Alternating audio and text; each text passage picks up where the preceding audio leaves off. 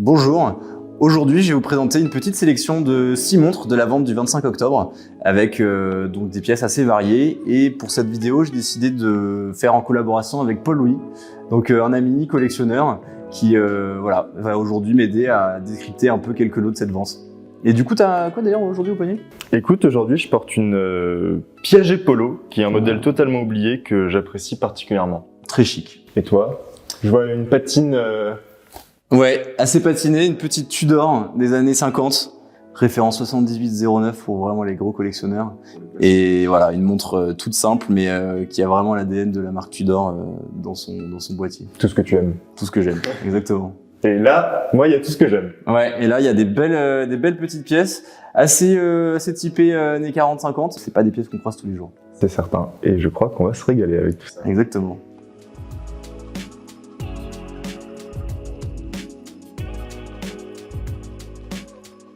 Que t'aimes bien tout ce qui est montre un petit peu élégant, chic, des années 50-60. Donc là, on a, je pense que la montre est la plus ancienne, elle est des années 40, et la plus moderne, elle est des années 70. Hein. Donc on est vraiment sur pas beaucoup d'années de production de montres. La première, c'est celle-là que j'aime beaucoup. Bon, je crois que tu l'as vu un petit peu avant, tu as eu un petit coup de cœur. Ce qui est certain, c'est que dans ta sélection que tu nous proposes là, j'adore tout ce que je vois. C'est de l'élégance, mais à chaque fois, il y a un petit twist qui donne le sourire. Ouais. Et elles ont tout un petit détail vraiment très très sympa. J'adore ces petits cadrans saumon notamment. Ouais. Bah là, et du coup, celle que tu regardes là, c'est donc Gégère le coup des années 50, boîtier en or, bracelet aussi en or. Avec les initiales, je pense, de l'ancien propriétaire sur la boucle, donc avec une gravure un peu art déco. C'est très joli. J'adore, c'est toujours des petits témoins du temps. Ça donne, c'est un peu la suite de la montre. Le nom du proprio la suit, c'est toujours agréable d'avoir ce genre de petits détails, je trouve. Ouais.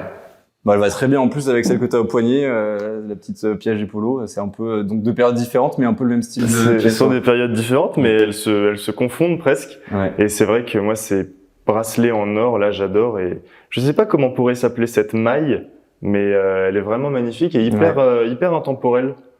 Ouais, on dirait effectivement elle est un peu en crochet, ça peut faire un peu c'est une maille style milanaise, mais avec on va dire des crochets assez importants. Pour les amateurs de pulls et de bonnets. Voilà, exactement. De beaux habits et de belles montres. Mais en tout cas, j'adore le boîtier avec les cornes gouttes. C'est un peu c'est je pense années 40, mais c'est très style art déco. Je pense que c'était vraiment une montre à l'époque qui quand même valait un certain prix, parce que pour avoir le boîtier plus le bracelet en or, c'était quand même une montre de vrai dandy, ou en tout cas de vrai esthète, quoi. C'est vrai que ça fait bien dandy cette petite montre. Ouais. Très très jolie. Voilà, bon ben c'est bon. Tu la prends du coup? Bah je pense que je la prends, ouais. Qu'est-ce qu'on a après? Donc dans le même style un petit peu, alors là c'est un peu plus design, on pourrait dire. Donc c'est une Glycine, marque assez peu connue, qu'on voit assez peu en vente aux enchères. J'avais décidé de la prendre parce que je trouvais que le design était complètement dingue du boîtier. Je te laisse regarder. Ouais, c'est presque loufoque effectivement. C'est vrai que Glycine, je connais très peu, et je dois avouer que je retrouve l'ADN de Boucheron dedans, et Boucheron des années 50, c'est vraiment des montres que j'apprécie particulièrement. Et là, c'est vrai que ce boîtier en or avec le cadran quasi saumon qui prend magnifiquement bien la lumière, je trouve, c'est totalement unique comme boîtier. Ouais, c'est particulier, hein. Ça, ouais. Si tu l'aimes, faut pas la laisser passer, parce que pour le coup, je suis pas sûr de retrouver rapidement. Rapidement, ça c'est sûr. Ouais. C'est vrai que c'est très très amusant, assez unique. Ouais. Surtout qu'on est sur une petite estimation, parce que là dans la vente, c'est une montre qui est estimée entre 600 et 800 euros, ce qui est vraiment assez abordable pour ce type de période, en tout cas très particulière. Quand t'es un collectionneur, c'est hyper accessible, et on peut se faire vraiment plaisir avec une montre d'une marque assez confidentielle, mais avec un design complètement dingue, qui peut rappeler un peu les grandes heures de Patek Philippe dans les années 30-40, qui faisaient ce type de boîtier. Bah, de toute façon, c'est la force de cet univers, c'est que franchement, dans l'horlogerie, on peut se faire plaisir, quel que soit son budget. Moi, j'y crois vraiment à ça. Ouais, ça c'est vrai.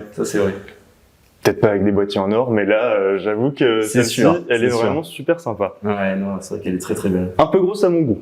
Alors, ouais, c'est boîtier rectangulaire, elle est un peu grande, c'est vrai. On a une troisième montre. Alors cette fois-ci, on n'est plus sur une montre d'homme, on est plutôt sur une montre, je dirais, de femme, ou en tout cas mixte. T'en penses quoi? Je suis pas certain, Dominique. Je suis amateur de petites montres, mais là, c'est quand même assez petit. Ouais, là, ça va être un peu petit quand même. C'est un peu petit. Qui est donc Boucheron. Donc pareil, avec un cadran doré, un peu dans le même style que la Glycine. Mais celle-ci, elle a en tout cas une ouverture toujours, enfin très particulière. Chez Boucheron, c'est souvent le cas. Une ouverture boucheronesque. Ouais, boucheronesque, exactement. Donc je te laisse. Comment ça fonctionne cette histoire? Ouais, essaye, vas-y. Il y a toujours une petite découverte avec Boucheron sur comment est-ce qu'on retire le bracelet. Mais je suppose, vu qu'il y a le petit, je sais pas comment on pourrait appeler ça, mais du coup je suppose que c'est la lunette qui doit sauter. Ouais, c'est ça, bien joué. Ouais, exactement. T'as la lunette qui est amovible, qui se tourne, voilà. Et après t'as les deux petits crocs qui viennent se loger dans le boîtier. C'est vraiment magnifique. Et ça, je parlais des Boucherons des années 50. Ouais. Les inscriptions. Ah, au dos, gravé à la main à chaque fois, mais je trouve ça tellement charmant. Boucheron Paris, et puis c'est presque avec des lettrines, le B et le P sont tellement stylisés. Ils ont stylisé complètement. C'est vraiment somptueux, je trouve. Mais il y a un côté très artisanal en fait, je trouve, dans la production. Il y a un côté très, la montre elle est faite à la main. Je pense que, c'est compliqué de retrouver exactement le même modèle, la même configuration de cadran et tout. C'était des montres qui étaient, je pense, faites à quelques exemplaires à chaque fois, et en fait ils faisaient des variations, mais c'est pas des montres qui ont été produites à beaucoup d'exemplaires, quoi. Mais c'est vrai que tu vois, chez Cartier, tu peux retrouver les chiffres de production même des anciennes tanks. D'ailleurs, t'en avais vendu une ancienne tank des années 20 il y a quelques ans. Ça, je crois que c'est des montres à Paris, il en sortait 2-3 par an seulement. Ah oui. Et ça doit être des chiffres absolument ridicules. Ouais, je pense qu'ils ont vraiment fait d'autant plus. Monde, quoi. Ouais, ça c'est sûr. Puis elle est dans un état absolument somptueux, celle-ci. Ouais, non, très bel état. Ça va faire une heureuse. On a fait une Gégère, une Glycine, une Boucheron, et là on va avoir donc une marque encore plus confidentielle. On part sur une montre Leroy. Donc Leroy qui était une marque, je sais pas si tu connais. Je connais peu. Leroy était en fait horloger de la marine au 19e siècle. Puis après, donc a continué dans les années début du 20e siècle. Et en fait, c'est une marque qui s'est arrêtée au milieu des années 50-60 et qui était devenue à la fin avec des productions extrêmement confidentielles. Et donc celle-là, on est toujours typiquement dans les productions un peu déjantées des années 40. Donc avec un système d'accroche très particulier, deux attaches qui sont en fait pas fixées au boîtier, qui sont juste pris en étau par une enfin c'est très étrange, faut vraiment la voir en vrai pour comprendre. C'est tellement unique. Mais c'est assez rigolo, quoi. Ça devait être une période tellement déjantée en réalité. Parce que pour sortir ce genre d'objet, il faut quand même que l'atmosphère du temps soit super bonne, quoi, en fait. C'est sûr. Ouais, je suis d'accord.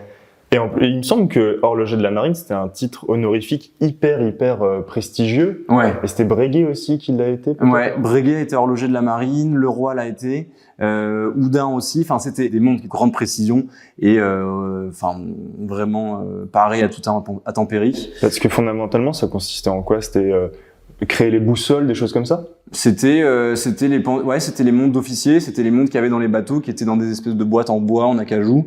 Et en fait, on savait pas, quand on partait pendant des semaines et des semaines, il fallait avoir quelque chose de très précis pour savoir à quelle heure on arrive et pas avoir des décalages qui ça se trouve n'importe trop, quoi. Comme ça évite de se retrouver en Amérique plutôt qu'en Inde. C'est vrai, il paraît qu'il y en a qui ont fait ça un jour. Mais voilà, ça c'est pas du tout le monde de marine, il y avait beaucoup plus de villes, on va dire. C'est super sympa, 35 avenue de l'Opéra. Ouais, c'est chic, hein. Ah, c'est super. Et ça aussi, ça doit être un numéro de série écrit à la main. Et enfin, d'ailleurs, tout doit être écrit à la main aussi. Je pense que tout est gravé à la main là-dessus. C'est gravé, pardon. Ouais. Mais oui, ça c'est sûr que on en avait vendu une dans une des dernières ventes, c'était un chronographe en acier. Pareil, chiffre qui était gravé au dos. Et ça, c'est des montres. Je pense que c'est plus des modèles. Là, on peut carrément partir sur des modèles uniques, hein, parce que pour retrouver exactement la même, ça va être compliqué, quoi. Ça, je trouve, ce sont des montres qui donnent le sourire quand même. Ouais, c'est vrai. C'est une pièce de discussion. Oui, c'est ça. Exactement. C'est ça. Ouais, je pense qu'en dîner, c'est le genre de montre quand tu l'as au poignet, tu l'enlèves, tu la fais tourner aux convives, tu discutes et tu peux pas forcément. Je pense que ça fait pas l'unanimité parce qu'il faut aimer quand même, faut aimer cette période-là. Mais en tout cas, elle fait parler, ça c'est sûr. Ouais, ça c'est très chic. Très sympa. Puis elles sont globalement toutes dans un super état.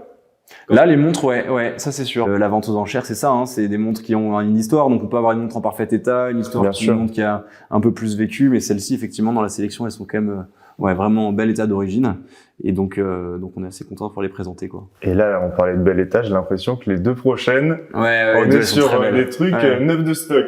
Alors du coup là on a enfin une marque un peu plus connue du grand public, on va dire, après Leroy, Glycine et Boucheron.